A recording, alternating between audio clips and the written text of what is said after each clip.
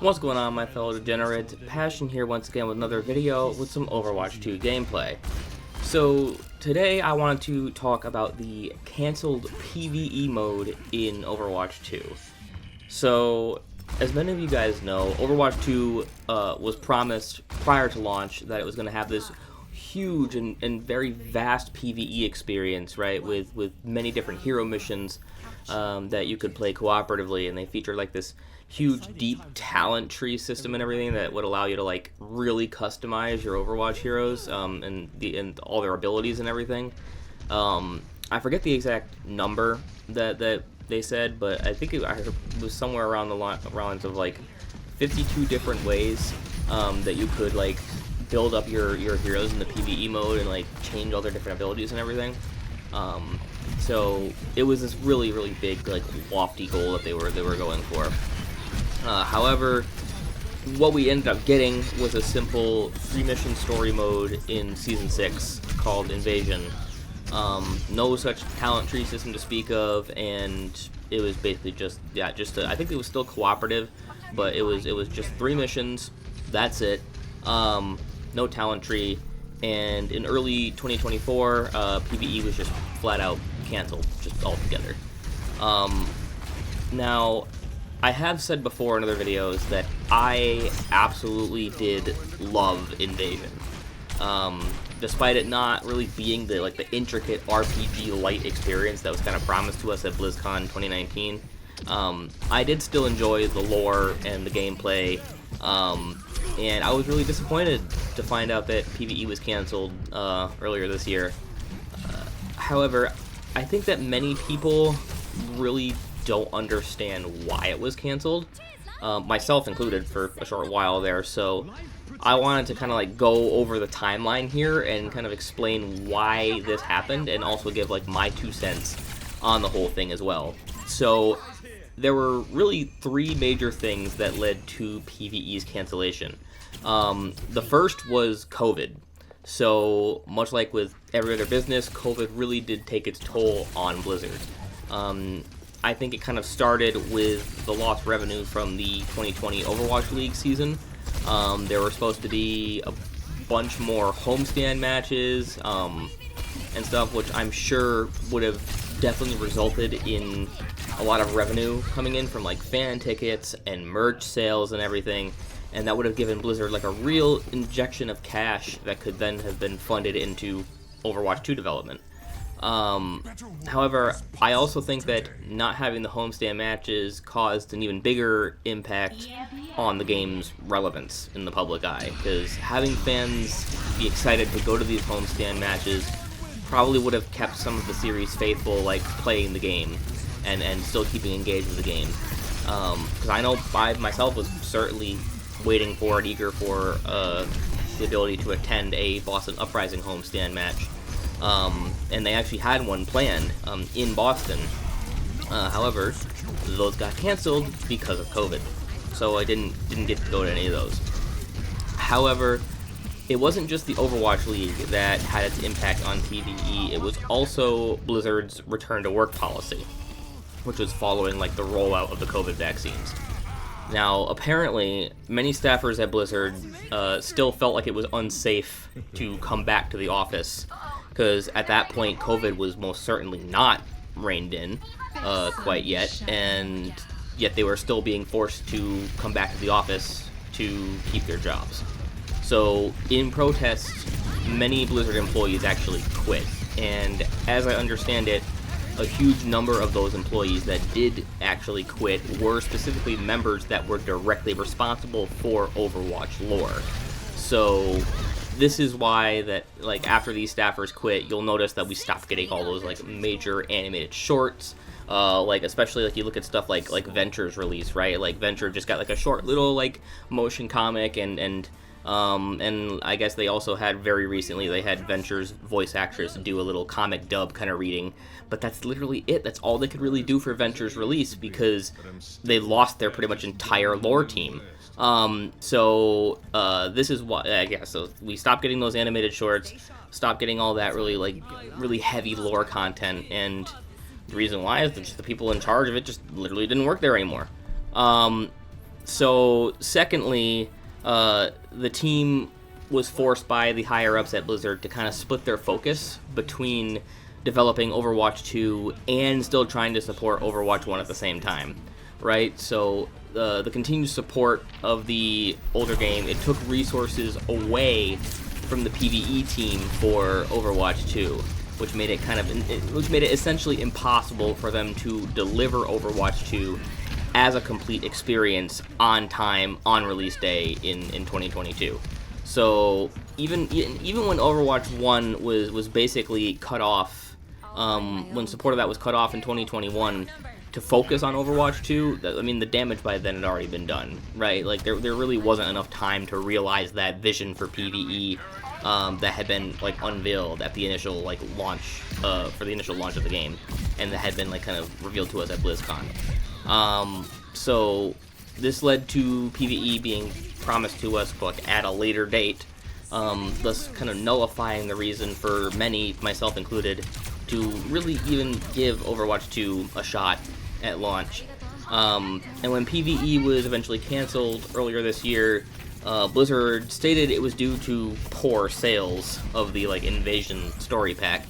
But there's a comment that I saw on a Reddit post about the cancellation article that I think really sums up how I think Blizzard kind of fumbled the ball. And it's by this user known as PSX NDC, and I'd like to read that Reddit comment to you now. They basically said, "I loved Overwatch 1. When they announced PvE as the reason for Overwatch 2, I thought, sweet, I love PvE. But then they launched Overwatch 2 without it in October 2022, and because I didn't love 5v5 or the changes they made, I just stopped playing. By the time they apparently released the first batch in August 2023, I hadn't paid attention to Overwatch 2 for literal months and just missed it. So dummies, maybe it would have sold better if you hadn't alienated your fan base almost a year before you got around to delivering the literal reason you told us we needed Overwatch 2 to begin with." So that's what he said, and quite frankly, I agree with a lot of that. Like, I think probably the reason why it didn't sell well was at that point, like I said, the game had kind of lost its relevance, and people just weren't paying attention to it anymore, so of course they're not going to buy it if, like, they're not, like, hyped for it, you know what I mean? And like I said, you guys, they literally promised this back for the launch of Overwatch 2, and then they decided, well, you know, it's going to come later, so people just kind of gave up on the game, and that led to, by the time they finally did release it, people didn't care anymore, so that's a big problem. However, the third and probably biggest reason as to why PvE was canceled, that falls on the promotion of Adam Zerza from Chief Financial Officer to Chief Operating Officer at Blizzard in 2017, because previously the financial arm of the company kind of tended to be mostly hands-off with what the developers were doing, right? They didn't really meddle in their business. They were often said to provide a, quote, invisible function, and just kind of let the developers do their own thing. However, following Zerza's promotion, the financial department at Blizzard started to really kind of regularly start showing up to developer team meetings about the game more and more frequently. And Zerza also brought on the financial consulting firm McKinsey & Company to kind of aid him in running Blizzard's finances. So it was around this time that the suits then started to try to call the shots in how Blizzard was kind of running things. They would, like, tell them what technology to use or what game design decisions to make purely based off of a financial kind of outlook on it, right? So they kind of, like, stuck their hand in the cookie jar, so to speak, and tried to tell the developers, you know, how to do their jobs. And that went for many Blizzard products, including Overwatch, right? So once Diablo Immortal, and you guys remember Diablo Immortal, once that launched in 2022, what I think happened is Zerza and McKinsey became kind of blinded by the wealth that game produced, because it was reported at one point to be making, like, roughly $2 million a day in microtransaction sales, which is crazy. So I think they started to kind of have this unrealistic expectation that all of Blizzard's games should be making that kind of money on a daily basis, and if they weren't, that they should be pushed in a direction that facilitated it, and also pushed away from ideas that went against it, hence why we go to the PvE thing. Because all of the insiders at Blizzard that have ever really spoken up about this, about what was really happening with PvE, they all tell the same story, that Xurza and McKinsey gave the orders to cancel PvE because it couldn't be turned into a recurring revenue stream for Blizzard. They could only monetize it once, and then that wasn't good enough for the suits up top.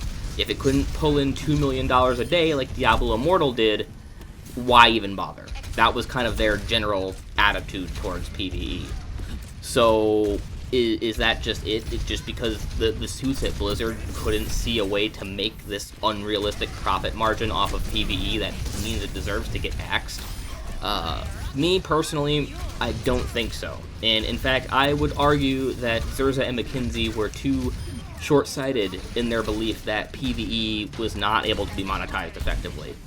Now, I'll preface this by saying that this obviously isn't the most gamer-friendly approach to this, right? And obviously we were promised PvE as a core part of the free-to-play experience with Overwatch 2, so any attempt to further monetize it is going to obviously be met with hostility no matter what. But for me personally, I would rather pay to have a PvE campaign in the game than just die on the hill that PvE needs to be free just because it was quote-unquote promised to us from the get-go. So, to Adam Xurza and everyone at McKinsey & Company, hi, I'm Passion. I have no experience whatsoever in business or finances. God knows I suck at my finances. However, I am a gamer, and one that doesn't automatically treat microtransactions as a dirty word, as well as someone who adores the lore of this franchise and wants to see it realized in-game. So, I propose to you the following idea on how you could return to the concept of PvE and make it that kind of profitable that you so desperately want. So, firstly, there's really no way around it. You're going to have to spend a little bit of money to get back some staff, unfortunately. You're going to need a few people to kind of handle the upkeep of the lore itself, make sure like everything's staying faithful to it and developing it as you go along. And you're also going to need some developers to come back and work exclusively on PvE content, right? Like, you can't be pulling the other developers away from doing PvP and, like, balancing shit and trying to also do PvE. It's not going to work. So you need to bring other developers on just to work PvE. I can't imagine that you need a particularly huge team, and you could probably get away with adding maybe just, like, 20% to the already existing staff. But don't worry, you're going to recoup all those losses and still profit with my plan. So, secondly, the PvE team can work to release hero missions in the kind of like in-between seasons that we have, where we don't have a major hero release. So this would keep the game relevant and keep it in the public eye for much longer than normal, seeing as how even the devs themselves have admitted that new hero releases are the main contributing factor to people coming back to the game. So why not keep that hype rolling, not just every 2 seasons, but every season, right? Now here's where my gamer friends are probably going to cringe, alright? But again, I figure it's better to sweeten the pot for the suits at the top rather than get nothing at all. So I propose, just as what was done with Invasion, you release hero missions in 3-chapter chunks, right? However, what I'm going to propose is that you could probably charge more for them outright. Maybe charge like $30 a pack or something like that. However, the alternative to this, you could do this in conjunction, but you can release them outright for $30 a pack, or have people subscribe to a new subscription service that you create, specifically for Overwatch. And now this isn't the first game that have done this. You've got Fallout First and Fallout 76. You got Fortnite Crew and Fortnite. So this isn't unheard of in the industry, right? Between both premium titles and free-to-play titles, like this isn't new. So in this hypothetical subscription service, let's just call it the Overwatch Heroes Pass or whatever, right? So what you would get in the Overwatch Heroes Pass is you could offer a free exclusive skin every month that no one else can get, not even Battle Pass members. It's exclusive to these Overwatch Heroes Pass subscribers, right? You unlock that season's premium Battle Pass. without having to pay extra for it. So you get it right off the jump. You don't have to spend your Overwatch coins on it. You get 1,000 additional Overwatch coins on top of getting the Battle Pass for free. And you get access to all current and future PvE packs, all for $15 a month. So I figured that was reasonable. I was going to price it a little bit higher, but I thought maybe that's a bit too much. I think $15 is good because Fortnite Crew is about $12 a month. So I figured, yeah, well, we could raise it a little bit higher than that, but not much more. But to give you guys an example on how much you could make from this idea, I looked into it. So Epic Games has said that Fortnite Crew makes has about 4.2 million active subscribers every month. So at $12 a month, that's over $50 million a month. And in the last bit of reporting that I could find, I can't find from when this was, but it said that Overwatch 2 has about 6.5 million active players a month, give or take. So even if just half of those players subscribe to this Overwatch Heroes Pass, at my proposed $15 a month, that's still almost $50 million a month, which is 48.7 million to be precise, actually, but close enough to $50 million a month. And that is more than the initial buy-in price for an Overwatch League team. I mean, obviously they raised, once the Overwatch League went on, they raised that up a bit more. But at the initial buy-in price, that far surpasses the buy-in price of an Overwatch League team. And that was a one-time payment. This is per month, Zerza. 50 million per month. Diablo Immortal was making $60 million a month on its best month if we're going by that $2 million a day metric, right? Sure, it's still $10 million less than that, but like it's still in the same ballpark of that like mythically like monthly revenue stream you were initially chasing. So like I said, I know the community will throw a fit about this, but honestly, like if something like this was introduced and it meant that we could get these awesome hero missions that were promised, I'd subscribe. I'd subscribe in a heartbeat. You wouldn't even need to do all the intricate talent trees or all that or the RPG elements. Just give me the stories with the heroes as they are in-game with their kits that already exist in-game, just like what was done with Invasion. And because Invasion was good. Invasion was good. I loved it. Use that as a blueprint for how to do more of these hero missions, because these characters, they mean a lot to me, and I don't want to see their potential for stories get thrown aside simply because you were too short-sighted to see the money that could be made off of them. But that's going to do it here for me today. If you guys liked the video, leave a like. If you didn't, leave a dislike. Subscribe if you haven't already. And as always, I'm Passion, and I'll see you in the next one. Peace. Yeah. Turn me on a pop up on the screen. What you know about it? Get up and say hello to me. No one live without it. Empty flesh, it tastes like the stupid.